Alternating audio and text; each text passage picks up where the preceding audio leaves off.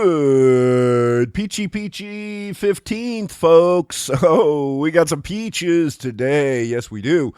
And today is transmittal day, or at least I think it is. We'll see. It's supposed to be transmittal day. And then we have the Paramus. I think that's the right pronunciation of this guy's. Parnas, Fruman. Parnas. Anyway, let's talk about this document dump. There's a bunch of people frothing at the mouth that this is, here's a smoking gun. My God, we got him. We got him now, that son of a bitch. Oh, please. Jesus Christ. Have you guys actually read this stuff? All right, look. Here's what it establishes. It establishes what we already know. What's already in evidence and what's already been admitted to, and there's no surprise. Number one, Donald Trump wanted the Burisma situation investigated, and he wanted to know what was going on with the corruption with Hunter. And I don't think there's, first off, there's clearly nothing wrong with that from a standpoint of law, custom, anything else, in regards to the disbursement of American aid. In fact, not only is there not anything wrong with it, it is a necessary part in that certification has to be made.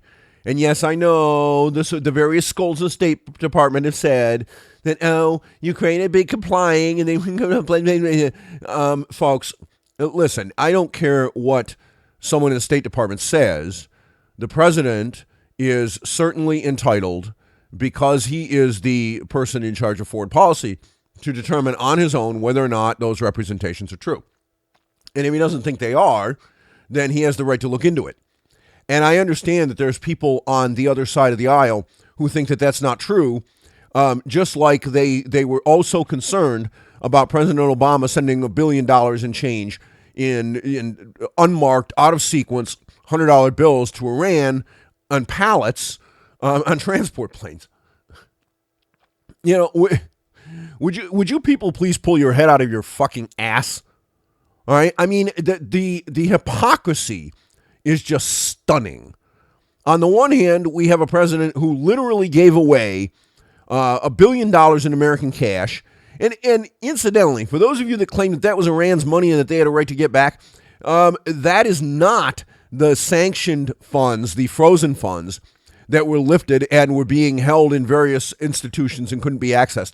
Those frozen funds were returned through the normal federal channels. All right.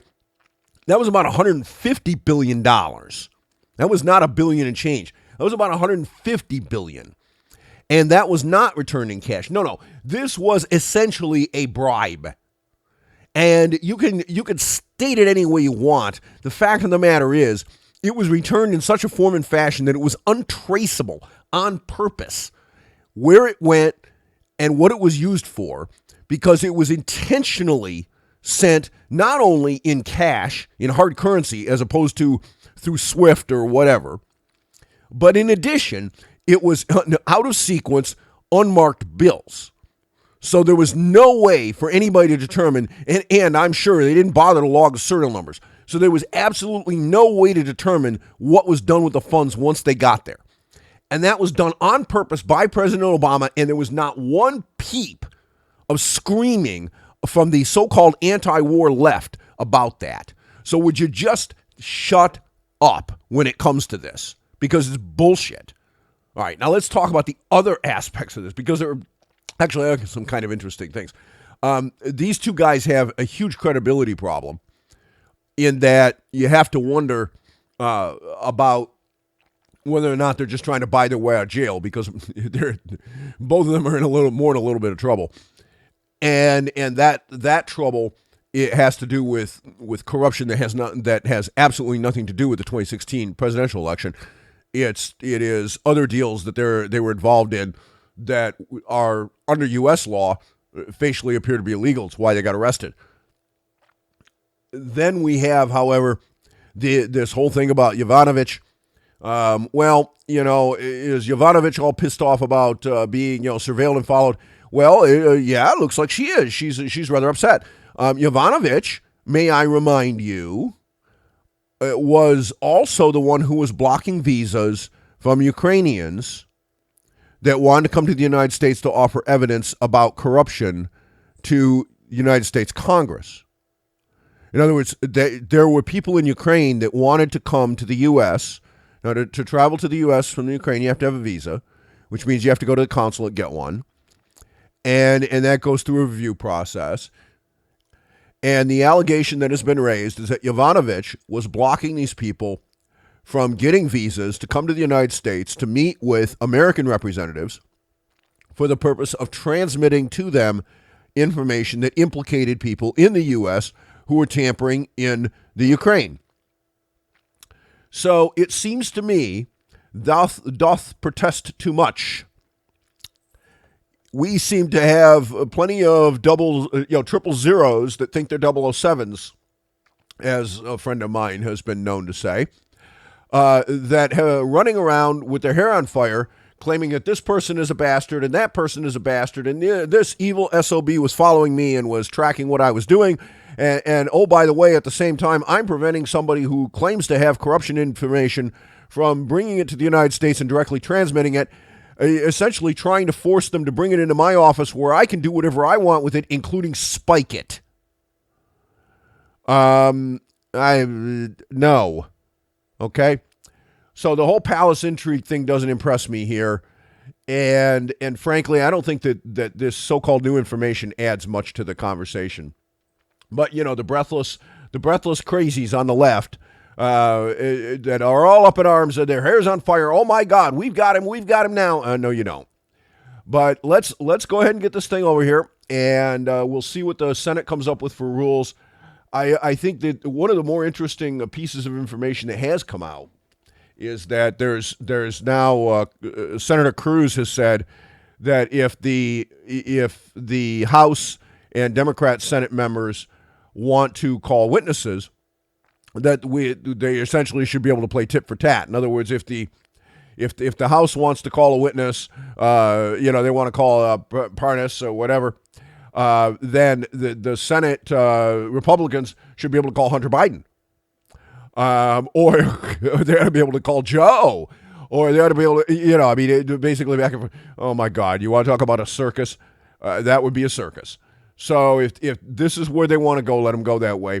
I had said that I didn't see the dismissal idea being all that palatable. That appears to have now collapsed. There isn't going to be one. There's going to be some kind of a trial. There should be. Honestly, I would like to see. Now, dismissal if Pelosi had tried to continue to hold on to the articles would be a different thing. That would be an appropriate thing to do with prejudice, so she couldn't try to come back with another bite at that apple. But I don't think that we've learned anything today. There's no there. Secondly, debate last night. Did anybody win that debate? I don't know. I don't think so. I think what you basically saw was the same bullshit. One interesting thing is what has come out with regards to Sanders. Bernie's been trying to duck this, as have others, but we have the Veritas people that came out with a really damning series of things regarding one of Bernie's paid state organizers. Now, folks, there are crazies on the unpaid volunteer staff on all campaigns, all right? Listen, the unpaid volunteer people are the most fervent of your supporters, believe me, because they go around, they do a lot of work, and they don't make any money.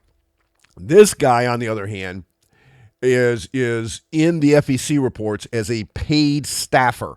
That's a different story. This is somebody that was vetted, supposedly anyway, recruited and hired, and he there are enough beer bottles in the videos that Project Veritas has out there that this may be drunken ranting, but whether drunken ranting or not, it was clearly stated, and there was essentially no attention paid to that during the debate at all, and should have been, because it was a big news story that the media doesn't want to talk about at all. But the idea that we have literal Bolsheviks, at least in the mid levels to the higher levels of the campaigns of some of the Democrat candidates, I think that deserves a little attention. I mean, old style Stalin type stuff. Shouldn't we be talking about whether or not Stalin is making a replay here? Finally, last thing, if you haven't read the ticker this morning, please do. It's about the Federal Reserve and the repo stuff. Something evil this way comes, folks. And if you're not paying attention to that, then you're at severe risk, okay?